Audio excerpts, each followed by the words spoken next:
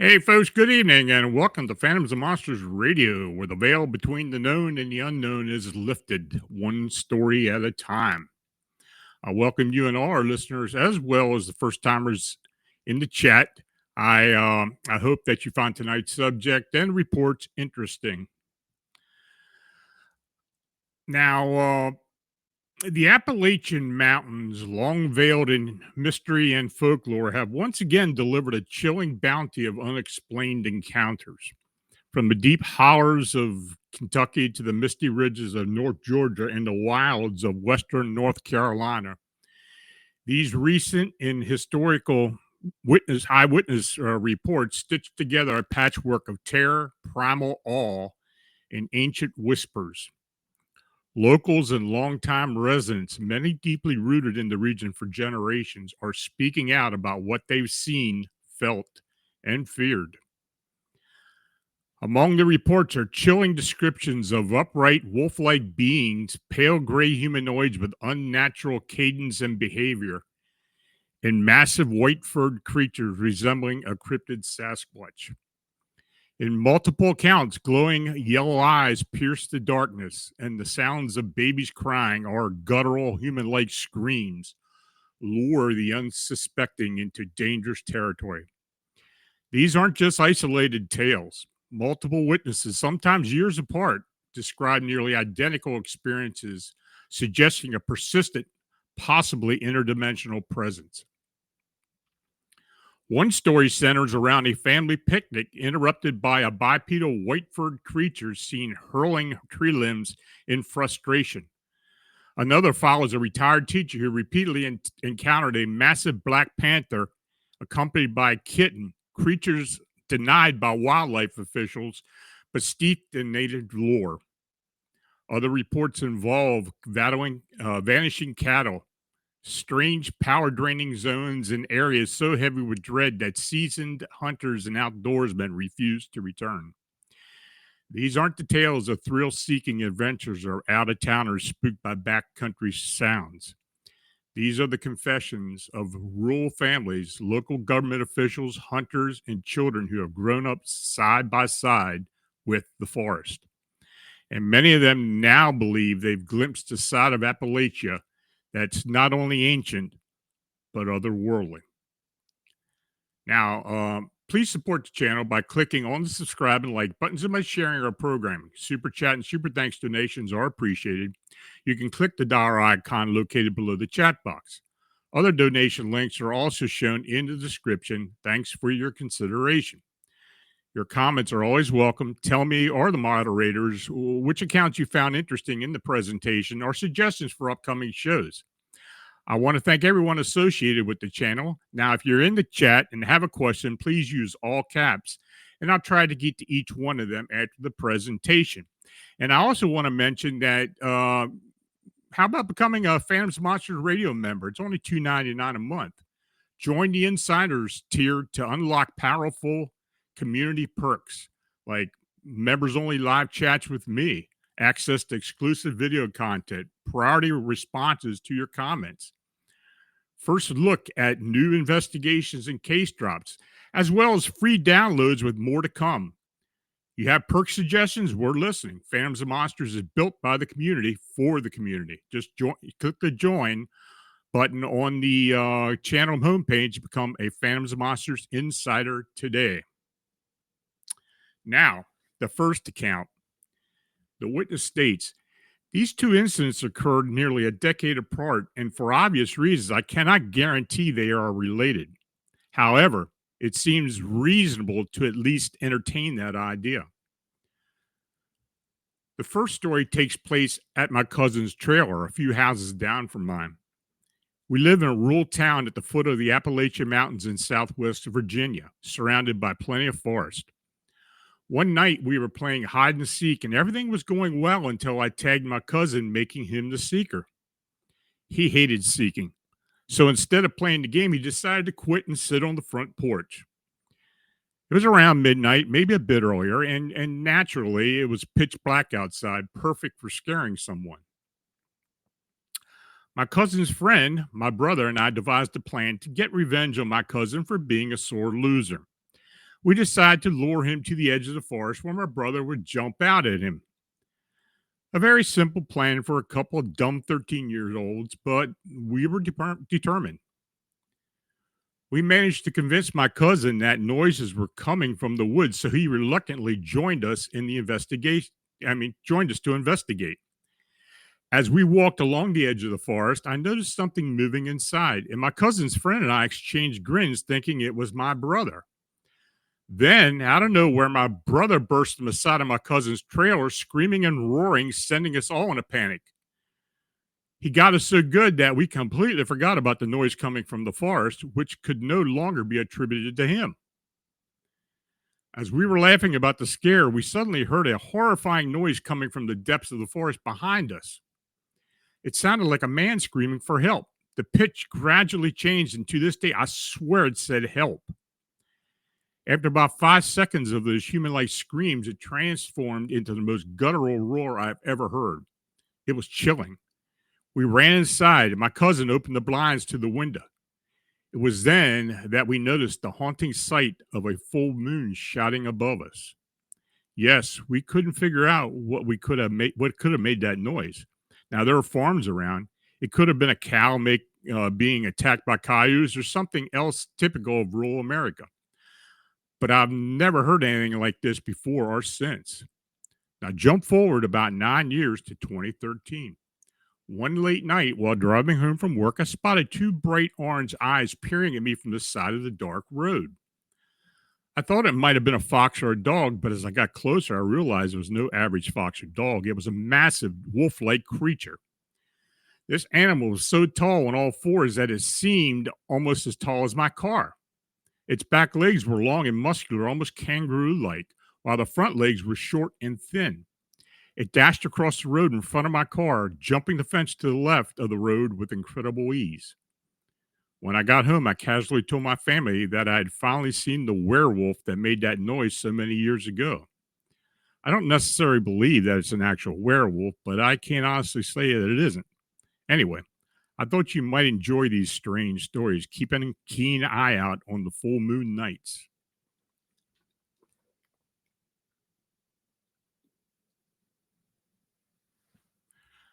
Now, this next account, the witness states, this was back in the days when cars are a luxury few could afford in the Appalachian region of North Georgia. My great-grandfather's friend was relatively well off by the standards of the time and owned a horse. One hot summer day, we decided to ride his horse along the lonely stretch of state highway that cut through the countryside. The road divided an old farm property in half. On the left side stood a barn, and on the right side was an old farmhouse that had been abandoned for several years. Surrounding the property were tall, swaying cornfields. As he approached the farmhouse, he suddenly felt an eerie sense of unease, but didn't think much of it until he heard a baby crying from inside the house. There was no car in the driveway, no open door, and no lights on. He wondered if the crying baby indicated that someone, a young mother on the run, or perhaps a kidnapper, was hiding inside. Concerned, he rode his horse up to the driveway, tied it off, and walked up the walkway toward the front door. He was halfway to the house when the crying abruptly stopped. He paused, and just as he did, the sound started again, but this time it was coming from the barn. Assuming it was just the wind, he retraced his steps and headed back across the highway, leaving his horse behind as he made his way through the corn toward the barn. As he was about halfway there, he glanced up and saw nothing unusual inside, but just then the crying stopped again.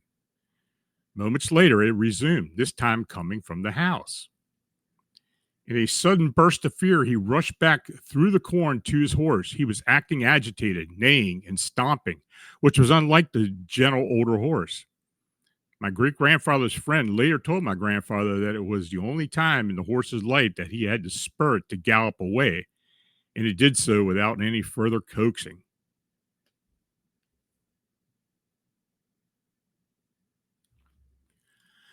Now, this next account, the witness states, when I was in seventh grade in eastern Tennessee, I was outside with my dog, lying on a dirt mound and watching the clouds to pass the time. It was around 5:30 p.m. when my dog started barking and pulling at her leash. We lived in the countryside surrounded by woods on one side of our house. I tried to calm my beagle, but she kept insisting. I stood up and looked in the direction she was focused on and said, "Look, there isn't anything there." As I spoke, a large black creature with a canid body sprinted out of the woods. The creature had thin fur that was so black it appeared to have pearlescent hue to it, with almost a purple tint. Its eyes were mid-shade of yellow. The creature's legs were crooked backward, and its hands were long and slender. It stood about 7 feet tall on its hind legs. Then it dropped to all fours. Its back had an aggressive hunch, yet it moved with fluid grace. Every step seemed pre-calculated. As it sprinted, it tilted its head toward me as if aware of my presence, but indifferent to it. Then, without much effort, it jumped over a 4-foot cattle fence. Now, as a senior in high school, I had another experience just last summer. I was working with my father in his shed, where he worked on motors and various projects. I had left my phone inside, and since my friend was staying the night, we headed back down to the shed to retrieve it. It was around 10 p.m., pitch black, and the same time of year as my previous encounter. While standing outside the front of the shed, trying to fit the key into the keyhole, we heard a rustling sound coming from the brush in the woods. It was faint, resembling the sound of a breeze moving through the leaves. Both my friend and I heard it, so we turned our flashlights toward the bush, only to see a pitch black shape standing among the light foliage. The yellow eyes haunt me every time I recall that moment. My friend said, "You see that, right?" At that point, I had already started sprinting towards the house. Seeing that creature and realizing it was just watching us completely shattered my composure. It was so silent. I had a mental breakdown as soon as I stepped inside the house. I've never reacted so intensely to anything before. From then on, every time I went into the woods, I felt as if something was watching me. I know this sounds crazy, and I understand if people don't believe me. It's been difficult to share this experience, and this is the first time I've ever tried to reach out in search of similar encounters. Now, not too long ago, I received a telephone call from TW, who was a retired teacher and well-credentialed local government employee who had also involved in social work in Caldwell County, North Carolina. Now, TW had been a reader of Phantoms and Monsters for some time and watched my video presentations, so he felt comfortable reaching out to me about his encounters. Beginning in the spring of 2004, TW sensed that something was watching him when he took his pit bull outside to do its business during the early morning. His dog was watching or acting nervous and waking TW, so he obliged and accompanied the dog outdoors. Living in the foothills of western North Carolina mountains, there's natural predators that inhabit the area, and he was always armed with a pistol. So one particular early morning, while walking along his driveway with his dog, he noticed what he initially thought was a black plastic trash bag at the end of the driveway. Now, TW found this unusual because none of his neighbors lived nearby, and he and his wife maintained a tidy residence. As he approached the object, it began to move, then rise off the driveway, ultimately transforming into a large black panther with bright yellow eyes. A panther kitten accompanied the big cat. At that moment, his dog cowered behind TW. After lifting itself off the driveway, the black panther and the kitten slowly retreated into the brush. On subsequent occasions, TW saw the same black panther and kitten on multiple early mornings between 3 and 4 a.m. Concerned, he contracted the North Carolina Wildlife Resources Commission to inquire about the cryptid feline and was informed that there are no such species of black panther inhabiting North Carolina. Later, as a social worker, TW learned from a supervisor that multiple caregivers had ceased assisting an older woman living in the nearby mountains. They were alarmed by sightings of large black panthers during their visits. The supervisor asked TW if he would visit the location. So TW recalled that his father had previously mentioned encountering black panthers while hunting. On several occasions, the hunters claimed to have shot at these big cats, insisting that they had hit them, but the creatures showed no effect. Due to the continued sightings in his father's account, TW suspected that these encounters might be related to portal openings or other unknown supernatural phenomena. He noted that multiple indigenous tribes, particularly the Cherokee and O'Hare people, historically inhabited the area and suspected that these creatures might be associated with tribal lore and religion, manifesting as a result of these practices. Before the Black Panther activity, there had been regular instances of loud booms emanating from the foothills and surrounding area, leading TW to wonder if there was a connection. Now, as a faithful Christian, TW decided to take matters in his own hand. He tells me that one early morning, he again observed the black panther and kitten. He prayed, rebuked the creature, and asked it to leave his property and not return in the future. And since that night, the black panther has not been seen. Now, I informed TW that I would make inquiries about his claims. Many of my ancestors lived in Mitchell County, North Carolina, and I've heard numerous stories of cryptid sightings throughout my life. And the Southern Appalachian people, both indigenous and settlers, have passed down many intriguing tales of encounters with unknown creatures and other supernatural events, which have continued into modern times. If you are interested in researching these tribal peoples and their traditions, you can find resources like Indigenous Peoples of North Carolina website, which is very helpful.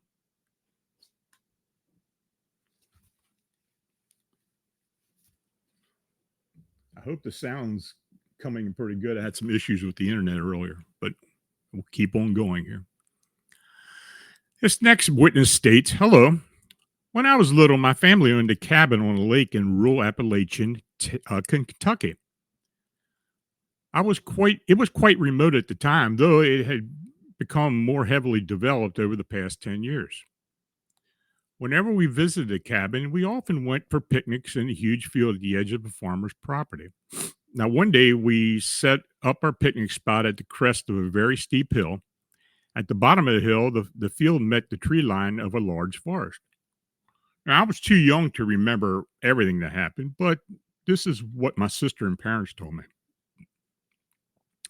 Now, while we were sitting in the field eating, my dad heard a loud banging come from the bottom of the hill where the trees met the field.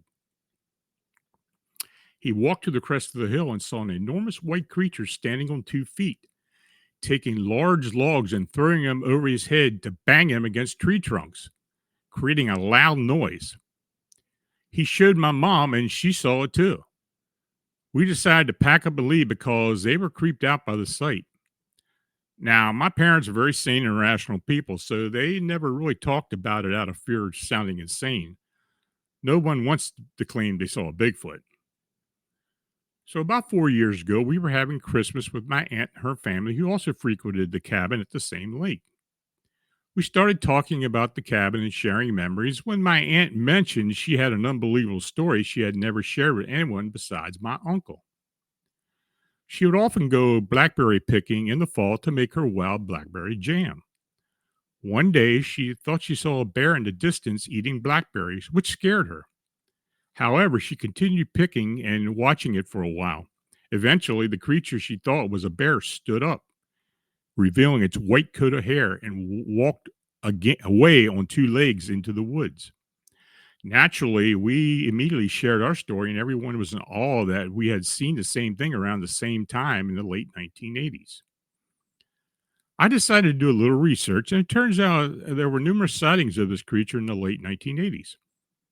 Someone was so convinced that what he saw was a Bigfoot that he dedicated the rest of his life to finding it again. If you look it up, you'll find numerous reports of people who saw this creature around the time my family did.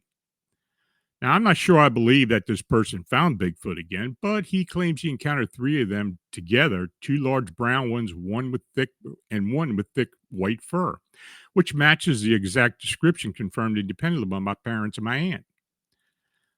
I don't know. I don't really know what to think. The irrational part of me knows this probably wasn't a Bigfoot, but I respect my family's sanity and intellect. And everyone was convinced that they what they saw was not a bear. It was covered in thick white fur and walked on two legs. I'm uncertain of how that can be explained away. Now, I recently received an account from a colleague in Frankfort, Kentucky, who investigated an incident involving missing cattle. He forwarded an original email from 2019 that he received from the client. And to this day, there has been no resolution regarding the missing cattle. So the email read, "My husband and I live on a family farm of about 100 acres where we raised cattle. My dad grew up here and my grandpa lived and worked this land until the day he died.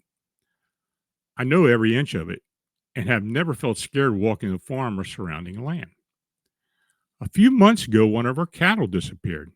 She had a calf, and if you're familiar with cattle, you know it's pretty unusual for a cow to leave her calf. Our farm is located in the Appalachian foothills of Kentucky, which has quite a few hollers. We figured the cow must have gone down into the holler and died in the brush somewhere or wandered into a neighbor's field. My husband searched diligently, but never found her. No body, no trace, absolutely no evidence of that cow. Now, on the day she went missing, there were also strange spots in the grass of the field where the ground was flattened, almost like something had pressed down on it. Oddly, two vehicles ran out of gas right near those spots. I thought it was just weird, spooky coincidence until today. Today, my favorite cow also went missing. My husband's sister and I spent about 5 hours searching for her. We combed through every inch of the field, searching the hollers and checked the neighbors' fields. There was no sign of her. She also had a calf and was known for being a good mother, so it was perplexing that she was gone while the calf remained there. I initially thought she had wandered into the neighbor's cornfield or possibly been stolen, which seemed strange since she was an older cow and the only one missing. While searching for the missing cow around 6:30 to 7 p.m., my sister and I decided to check a piece of land we don't own. It juts in between our two fields and is mostly wooded, excuse me, bordered by a barbed wire fence. I knew our cows sometimes crossed over, so I just wanted to look there. My sister and I are both in our late 20s and grew up exploring the woods. We hunted, climbed waterfalls, dodged snakes, and pulled ticks off ourselves. At that moment, nothing scared us, or so I thought. I crossed over the barbed wire, but my sister hesitated and stayed back, which was unusual for her. I teased her for being cautious, reminding her I'd been there before and it wouldn't lead her into any danger.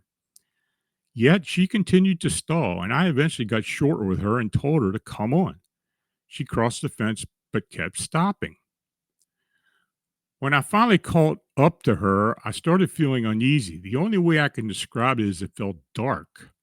My sister complained she couldn't hear me, even though I was speaking loudly and was only 2 feet away at most. We finally decided to turn around and quickly leave the area. Once we crossed back over the barbed wire, the bad feeling dissipated. A few hours later, my sister went home feeling unusually tired. I texted her to ask if she thought the woods felt off. She responded saying she was terrified the whole time. Here's a quote from her text. It was like we were going down a dark path to nowhere. I like to explore, but it didn't feel right. It gives me chills and almost makes me cry thinking about it. So I just told myself I was psyching myself out. It was right when we passed the fence, like we were somewhere we shouldn't have been. I was scared. I trust you and everything, but of course, but the feeling I got standing and looking into the woods was telling me not to go, not to cross the fence. The further we went, the worse it got, with the dark shadow of something screaming at my insides, telling me to go back. Afterwards, I had a heavy feeling that made me so tired. Now, This all happened this evening, and we still haven't found the cow or any sign of her. I feel a lingering sense of dread from being in those woods, and I find myself feeling jumpy and exhausted. I was advised to reach out because I believe something supernatural or otherwise is happening. I can honestly say I've never experienced anything like this in my life, and I've never seen my sister so scared, which made me even more uneasy. Now, as I mentioned earlier, after 5 years, there had been no trace of the missing cattle, and the client remains cautious about the wooded area surrounded by the barbed wire fence. Despite extensive research and investigation, no tangible evidence beyond strange feelings reported by the owner and the investigator have ever been discovered.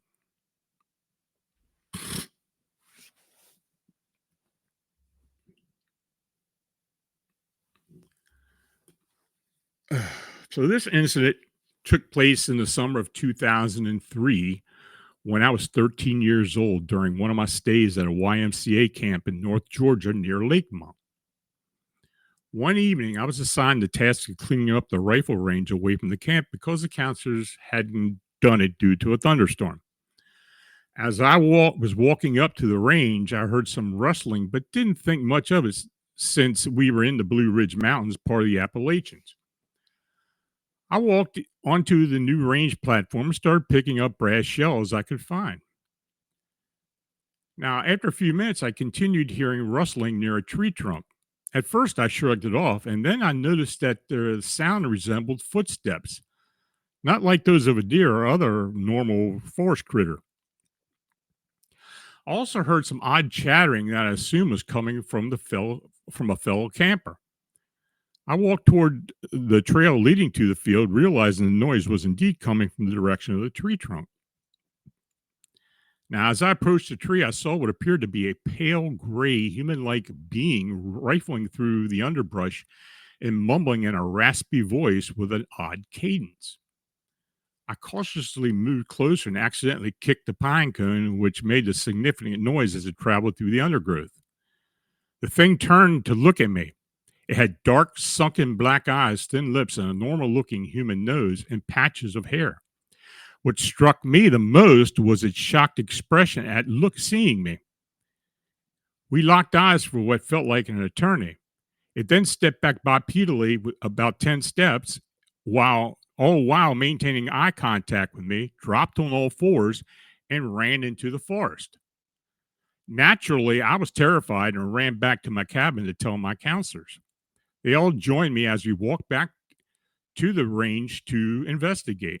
We found barefoot prints and candy wrappers scattered around, but they dismissed it all as my imagination.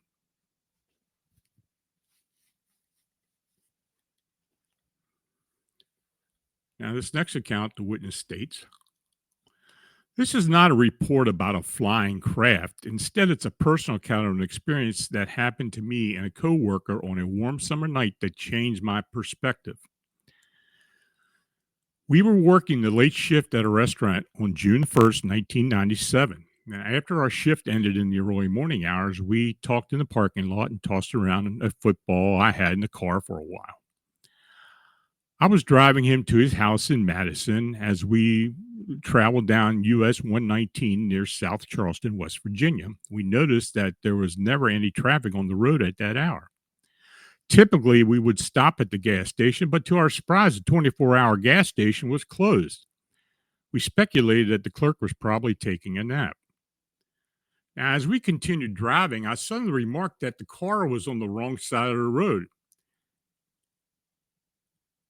Its lights were off and it was parked facing us on the 4-lane road. My coworker mentioned that his dad used to work at a nearby coal mine, and after that, I sort of blacked out. When I came to, I realized our car was going about 10 mile an hour on a 55 mile an hour road. The gas pedal was no longer pressed down. I asked him what had happened, but he couldn't remember what he was saying. I pointed out our low speed and the strange position of the parked car, and he commented that it felt weird and he felt funny. Now, we spent the rest of the drive home talking about something else. Now, when we arrived at his house, I noticed that the sun was starting to rise. I remarked that it wasn't time for sunrise yet. He agreed, and we both assumed the time must have changed. His wife told us that the time changed in the summer and thought it was crazy. Being a young adult living at home, I called my mom to inform her that I'd be late. Somehow we had lost 45 minutes to an hour that night.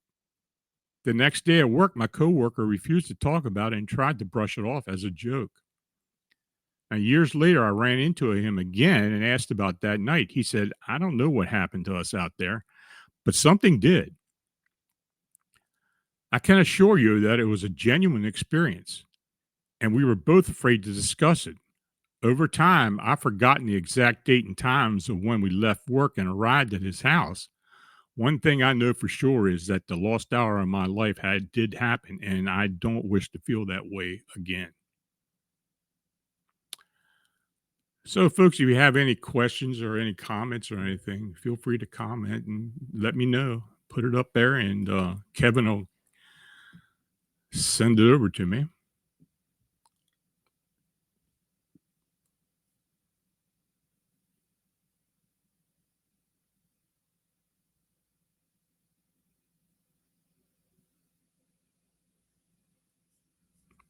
Got anything, folks?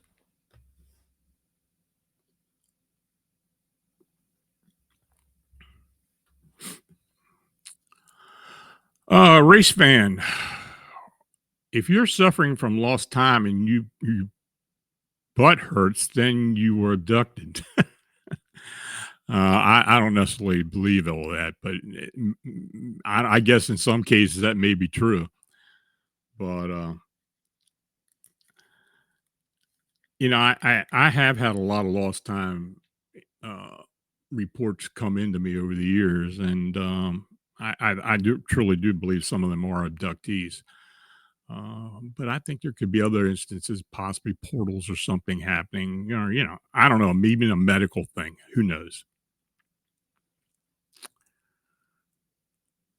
Let's see.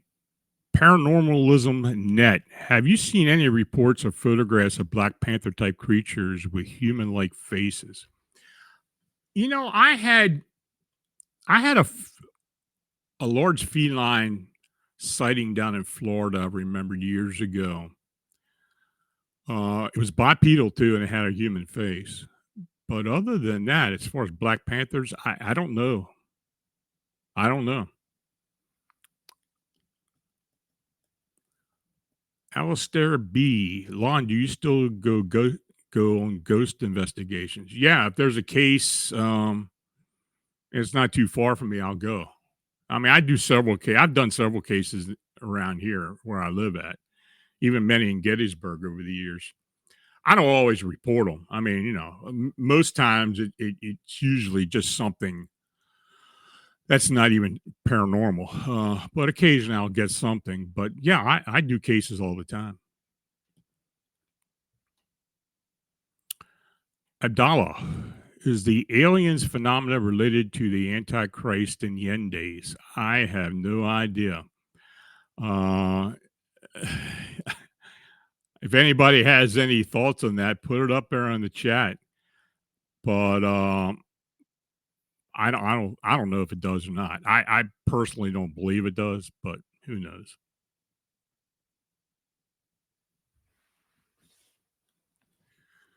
Let's see. Kurt W75. What your thoughts on a gifting chair for Bigfoot? Lon, I've heard for and against it. I just wanted to see what you thought. Um,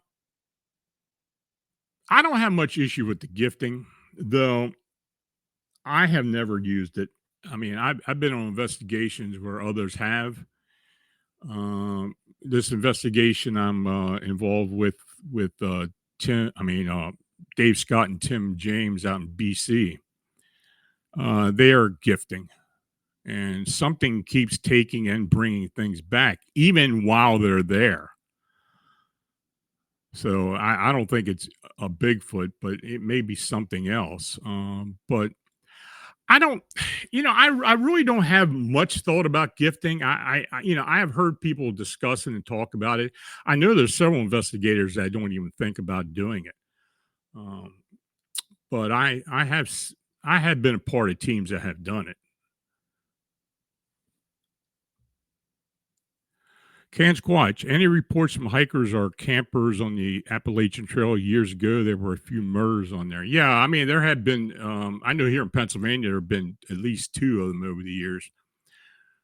People go missing down in Virginia in the George Washington National Forest. There have been some incidents. I know at least one death there and another missing person.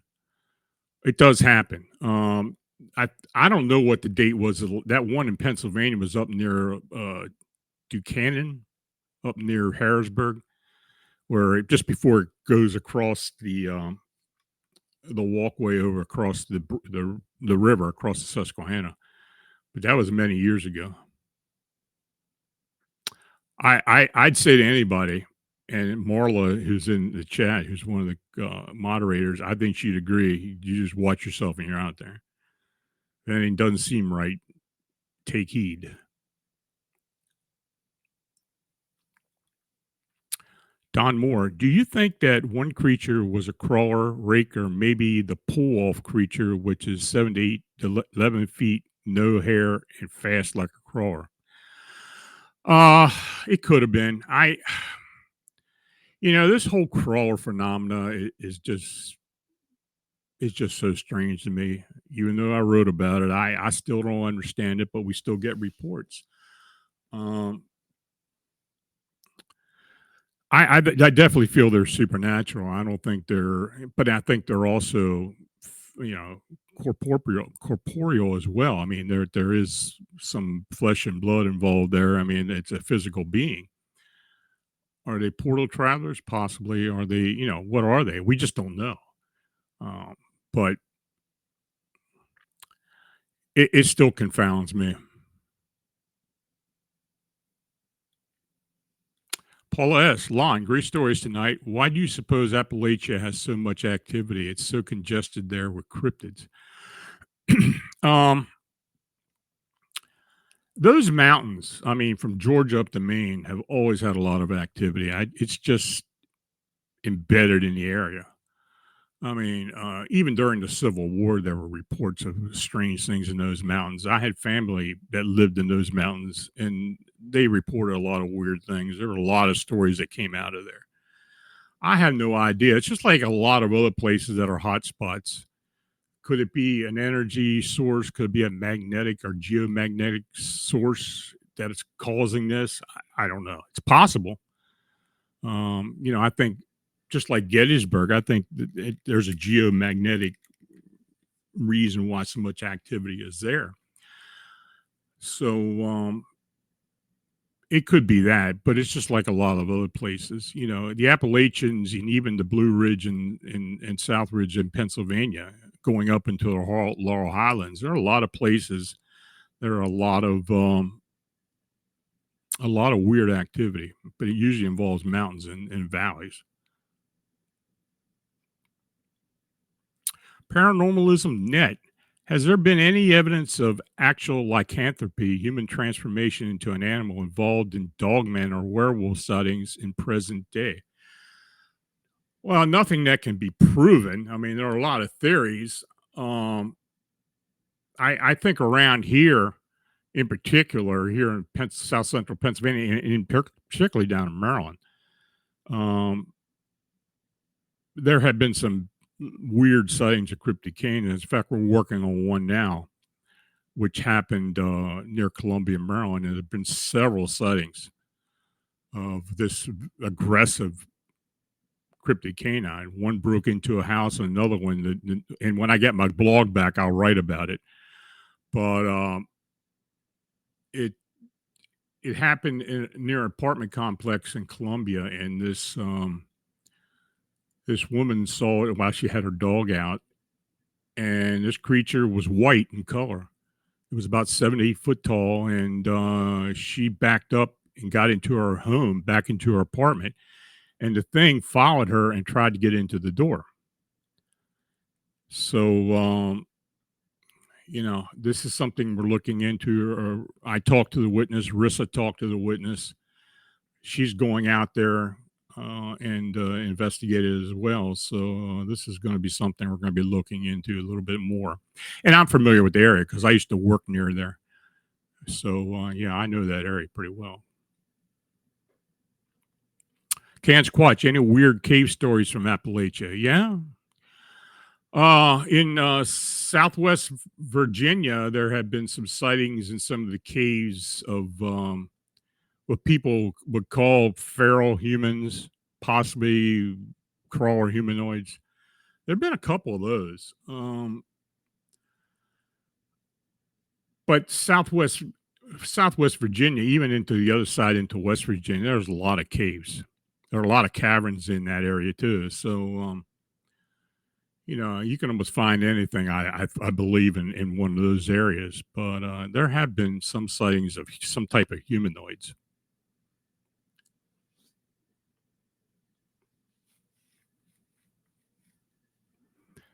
Magnus, Lon, are you familiar with the Pennsylvania German folklore of the Hexenwolf? Yes, I am. Thoughts on this and the Dueo and upright canines historically?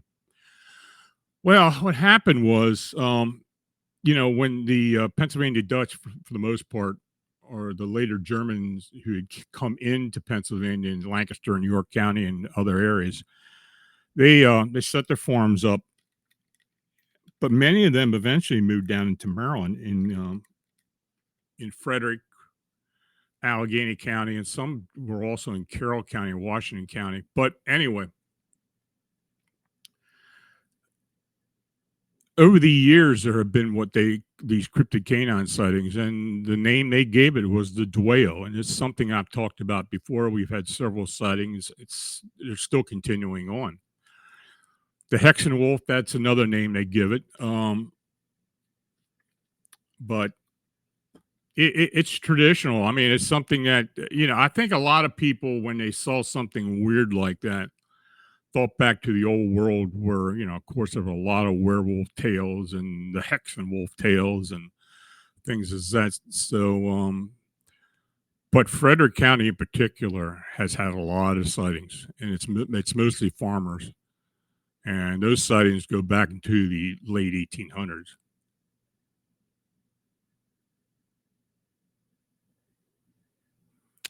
Peace. Do you know of a human being saved by a Bigfoot? I've had a couple of accounts of people saying they were saved by Bigfoot. A couple kids who say that Bigfoot saved them when they got lost in the forest. You hear a lot of different tales. Do I believe them? Yeah, I think there's a possibility. Many times these are female Bigfoot, according to the witnesses, or if it's a kid in particular. And I guess that maternal instinct kicks in with them. And but there have been cases over the years. I mean, throughout, in particular, the United States. So yeah, there have been. I had a I had a report given to me from New Mexico near the Texas border where a female Navajo lady had an encounter with she was what happened was she was on an old porch of a house that was behind her residence, and it was an abandoned house, and the porch itself had a lot of loose boards and nails and stuff, and she was walking on there barefoot and ripped her foot up with on a nail or a board, and she was sitting there crying, and this Bigfoot, according to her, reached out, picked her up, and carried her home. um and I've heard similar stories in the past as well. So yeah, there's some stories out there.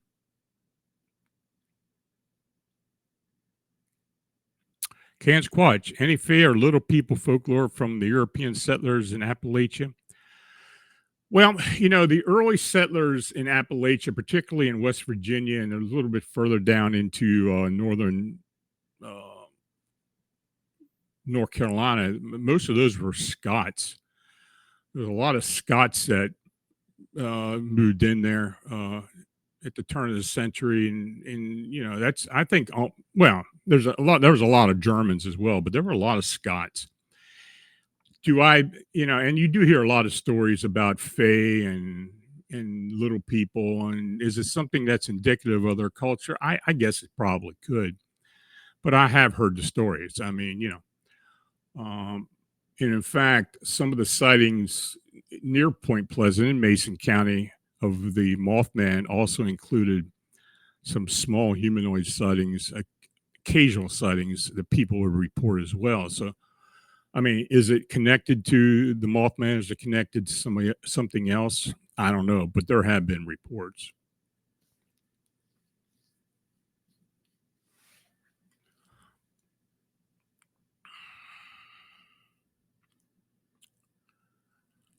Alistair B. Lon, any thought on our stories of witch encounters?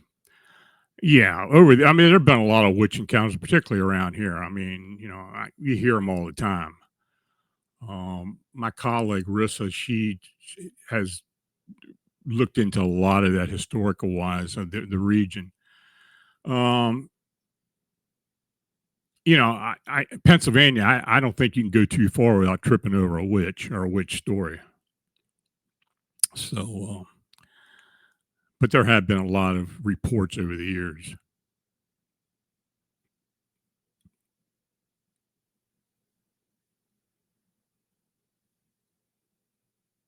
Anything else, folks? Okay, well, I want to thank each and all of you for watching and chatting. If you donate, it is truly appreciated, and your support is what makes all this possible. So please like, subscribe, and share. If you have a sighting or an encounter report that you'd like to be considered for the personal report show or post it on Phantoms and Monsters, feel free to forward to my email at lonstrickler@phantomsandmonsters.com. Now, before previously I talked about signing up to be a Phantoms and Monsters insider. It's only $2.99 a month. Just go and click the join button on the website. We do a lot of things. I'm putting a lot more into it. I'm going to be offering free downloads to members and a lot of other things. And if you do have any suggestions for perks, let me know about it. So until we meet again, stay healthy and safe. Have a great weekend and have a good night. Talk later. Bye.